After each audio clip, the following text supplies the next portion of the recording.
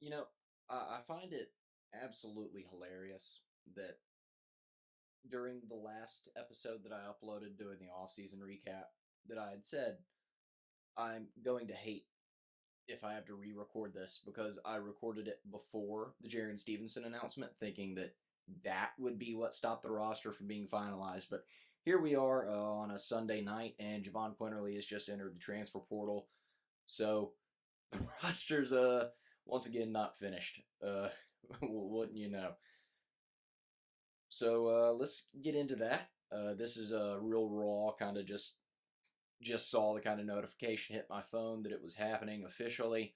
There's been some rumblings about it since the start of the day. Kind of just one of those things that was announced. The coaching staff knew a couple hours ago, but this wasn't the first time that it had been floated out as a possibility.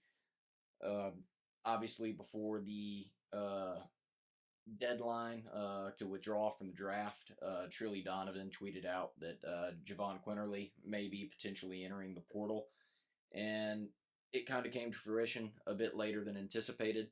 It's no secret at all that this is something that Memphis is currently the favorite for. Memphis has kind of been involved in this one for a little bit now. It's kind of the state of college athletics as a whole. Um, sucks, but it is what it is. Tampering is pretty rampant, and this is kind of the result. You get a guy that hits the portal at the end of June, essentially in July, and he won't be the latest graduate to kind of hit the portal. And I want to come on and say, obviously, right now it sucks whenever you have a guy that came back and was seemingly in on the program that didn't hit the portal whenever he was anticipated to, and he knew kind of what the roster looked like. We haven't made any backcourt additions here at Alabama since he decided to return. He knew what the backcourt rotation was coming in with himself, Mark Sears, Aaron Estrada, and Latrell Wrightsell, and he knew that it would be a strong competition for minutes. And now that it has become, clear to him that he's in line for a six-man role again, he has decided to hit the portal. And, on one hand, obviously, I understand you're in your final year of eligibility. You want to hit the portal. You want your chance to start. And I fully respect that. And you know what? All right.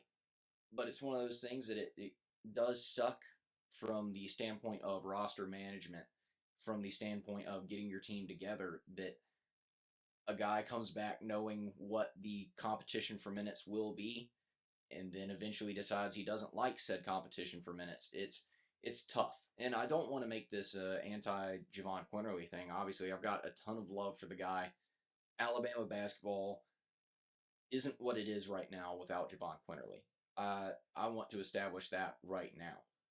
He's been a divisive figure among a lot of Alabama basketball fans and some not fans that are just, shitting on the guy, honest to God. And, it seemed like a lot of times guys were waiting in the wings, waiting for an opportunity to shit on Jahvon Quinerly for bad performances. And it sucked seeing that for the guy over the last 3 years. And honest to God, if I was him, I probably would have hit the portal sooner after seeing the way that a lot of the fan base kind of reacted to any bad games that he had. Was an immediate dogpile. Jahvon Quinerly was just a very divisive figure, but I love JQ. I've still got a ton of love for the guy. I want to see him succeed wherever he goes, whether that be Memphis or if someone else kind of, swoops in at the last minute and takes advantage of Penny Hardaway doing the legwork for him to get him in the portal and kind of woos him somewhere else. I want to see him succeed in his final year of college basketball. I do. I've got a ton of love for the guy. Alabama basketball isn't what it is right now without Jahvon Quinerly. He's been there in the biggest moments. He's carried the team through performances where the team wouldn't have won without him. Obviously, I love the attitude that the dude brought to the court. I will continue to love the attitude the guy brings to the court. And the only time I won't root for his success is if he's lined up on the court against Alabama. And I love Jahvon Quinerly. I really do. I want to hammer that home. I've got a ton of love for Jahvon Quinerly, and I'm really happy to see him go somewhere to hopefully succeed. Obviously, it's tough as a fan. It's tough to look at your program kind of getting hung a bit high and dry this late. Obviously, the only people that are in the portal are current grad transfers, or you could potentially look at reclassification options. But this is what the slippery slope of allowing coaches and programs to go tampering really with no consequence is. It creates a ripple effect of now Alabama, regardless of their intentions to do anything moving forward at this moment, is essentially in a position where if Alabama basketball wants to continue to compete and fill a 12th scholarship and have another competitive player come in, the options that are in the portal right now are very limited. And you don't want to rely on another reclassification guy. So what's Alabama going to do? Alabama's going to tamper. And can you blame Alabama for tampering because a dude on their roster just got tampered with and left at the end of June? I don't really think that you can. And if it was vice versa, if it was Alabama went and tampered to go get a Memphis guy, and then Memphis had to respond by going and tampering elsewhere, you can't be mad at someone for trying to counterpunch because you play the cards you're dealt. And that's the brutal nature of all of this, is that college athletics is kind of getting trampled by tampering. And it's not that the portal is an issue. Obviously, these grad transfers have more leniency, and I want grad transfers to have more leniency, especially in their final year of eligibility. You don't want to lock a guy into a bad situation in his last year of eligibility. That's just not what college sports is about.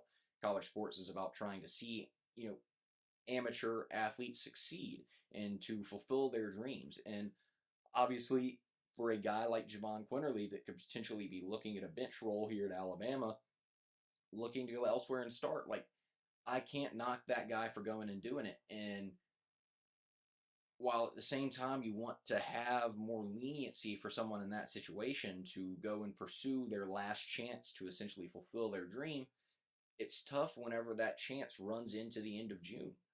It's really tough because, man, what else is a coaching staff expected to do other than to go double down on tampering?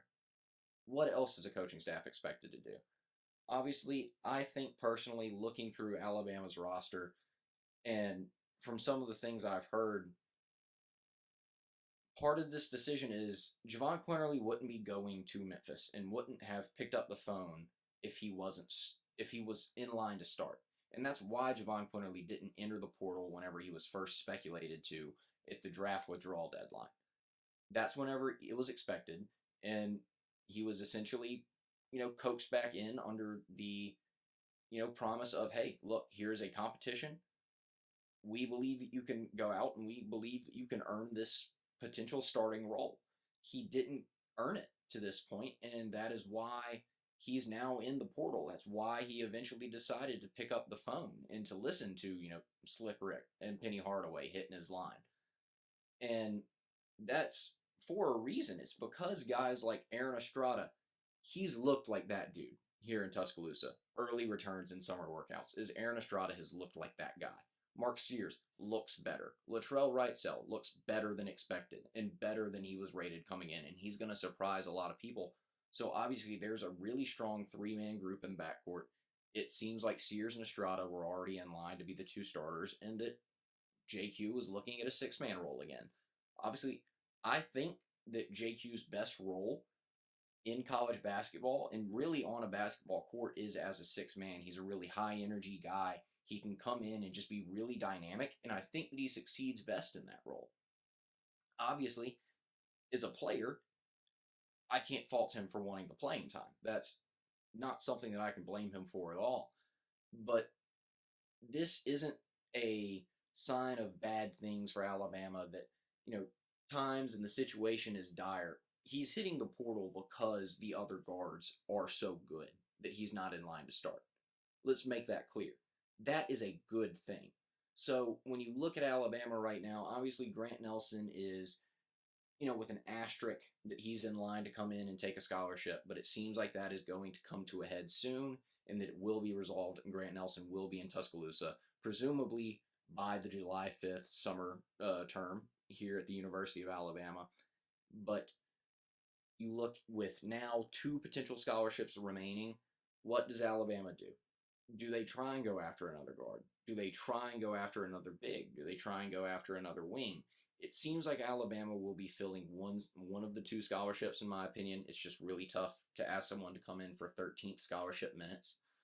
But where does Alabama go? What does Alabama do? That will be a really interesting question to track over these next coming days, maybe possibly coming weeks. But if Alabama's gonna counterpunch and figure out what they're going to do with the scholarship, it's going to have to be a quick move. You're just running low on time at this point in the off season. You're really getting into foreign tours or into charity games or into secret scrimmages. And this could potentially be something that, honest to God, may drag out. There may be a situation where a guy's not happy in August at his current school after their foreign tour, and he sees what his role is, and he sees what the lineup's shaping up to be, and he doesn't have a deadline to hit the portal. My recording cut out in the middle of this, so it'll be interesting to see how I edit and stitch this back together. But I believe where I left off was that this could be something that is really tricky for Alabama to figure out. This could take some time for Alabama to figure out, and it may be something that drags its feet. There could potentially be an answer with grad transfers that aren't satisfied with their role on their current roster after the foreign tours or after camps in August. This could be something that guys don't know where they're really going to play their college basketball this year, at least for grad transfers, until the day the fall semester starts. Like, that could legitimately be something that occurs. And I think that's what this whole reactionary video has kind of devolved into, is how exactly do you manage a roster at this level with this current day and age, and how the portal works, and how tampering is pretty much rampant and allowed at every level, and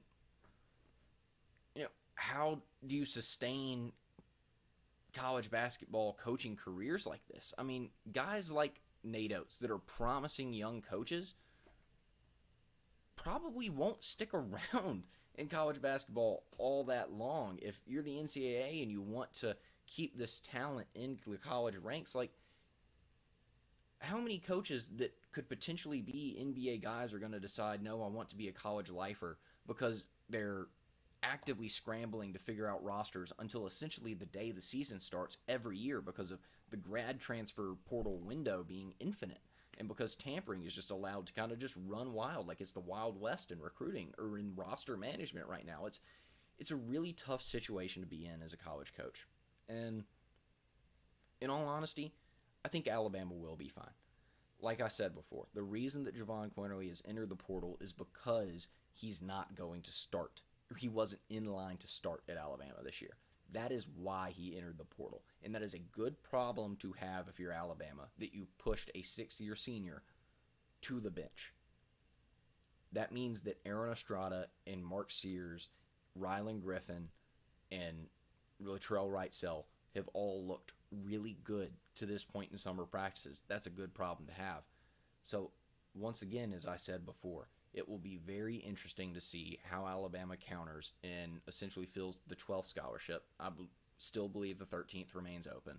But how Alabama fills a 12th scholarship at this point, and if that 12th scholarship is filled with another guard, or if it's potentially a wing, or if it's potentially another big.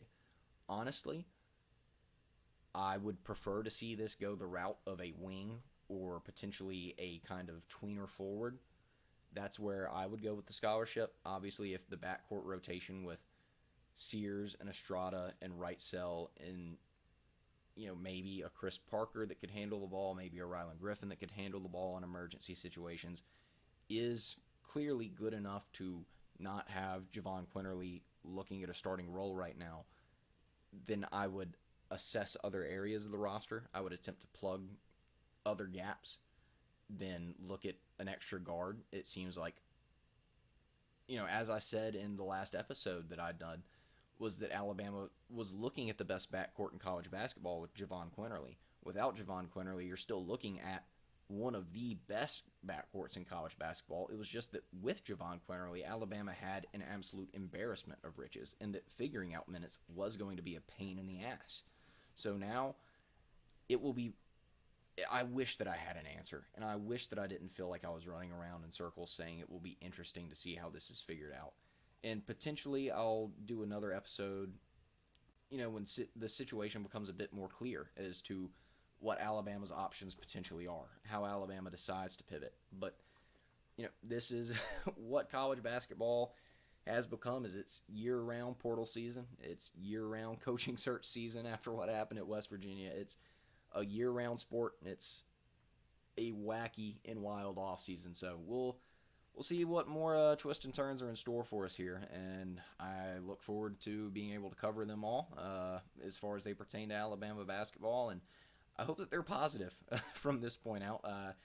I would hate to see any more potential portal exits, but here we are. We'll see what happens. Until the next time.